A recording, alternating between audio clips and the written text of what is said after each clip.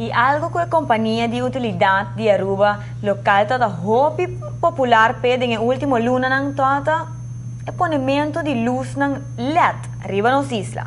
El marcante que Aruba é exemplo para o que se trata o uso de energia eficiente na região caribense.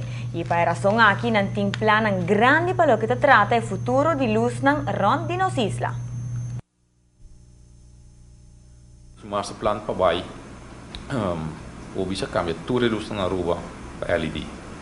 Nós estamos guardando par de detalhes ainda para agora finalizar. E me daqueles detalhes estão agora finalizados nessa start e nós lo cambia agora todo o sistema na Aruba para LED.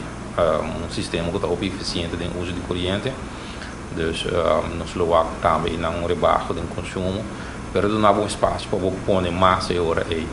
Pois espaço aí tem para pôr mais luz na LED e seguro me daqueles em 2-3 anos para cambio drástico de luz de caia, algo sumamente bonita e houve comentário bom também, luz anda mais clara, o color na melhor e assim eu vou conseguir mencionar o aspecto bom de luz aqui.